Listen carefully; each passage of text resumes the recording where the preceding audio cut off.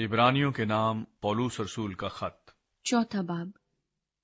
بس جب اس کے آرام میں داخل ہونے کا وعدہ باقی ہے تو ہمیں ڈرنا چاہیے،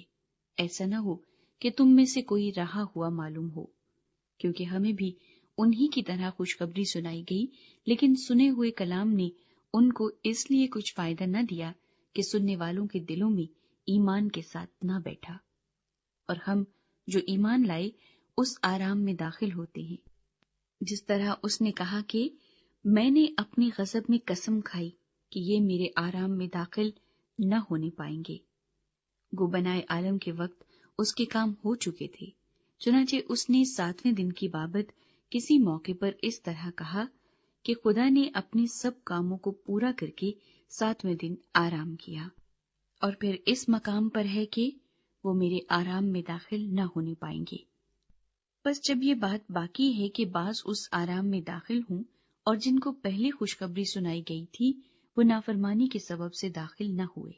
تو پھر ایک خاص دن ٹھہرا کر اتنی مدت کے بعد داؤد کی کتاب میں اسے آج کا دن کہتا ہے، جیسا پیشتر کہا گیا کہ اگر آج تم اس کی آواز سنو تو اپنے دلوں کو سخت نہ کرو۔ اور اگر یشوع نے انہیں آرام میں داخل کیا ہوتا تو وہ اس کے بعد دوسرے دن کا ذکر نہ کرتا۔ بس خدا کی امت کے لیے سبت کا آرام باقی ہے، کیونکہ جو اس کے آرام میں داخل ہوا اس نے بھی خدا کی طرح اپنے کاموں کو پورا کر کے آرام کیا۔ بس آؤ ہم اس آرام میں داخل ہونے کی کوشش کریں تاکہ ان کی طرح نافرمانی کر کے کوئی شخص گر نہ پڑے، کیونکہ خدا کا کلام زندہ اور مؤثر اور ہر ایک دودھاری تلوار سے زیادہ تیز ہے، اور جان اور روح اور بند اور گودے کو جدا کر کے گزر جاتا ہے، اور دل کے خیالوں اور ارادوں کو جانچتا ہے، اور اس سے مخلوقات کی کوئی چیز چھپی نہیں،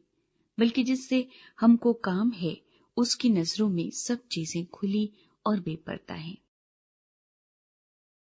یسوع مسیح بڑا سردار کاہن۔ بس جب ہمارا ایک ایسا بڑا سردار کاہن ہے جو آسمانوں سے گزر گیا، یعنی خدا کا بیٹا یسوع، تو آؤ ہم اپنے اقرار پر قائم رہیں، کیونکہ ہمارا ایسا سردار کاہن نہیں جو ہماری کمزوریوں میں ہمارا ہمدرد نہ ہو سکے، بلکہ وہ سب باتوں میں ہماری طرح آزمایا گیا تو بھی بے گناہ رہا۔ بس آؤ ہم فضل کے تخت کے پاس دلیری سے چلیں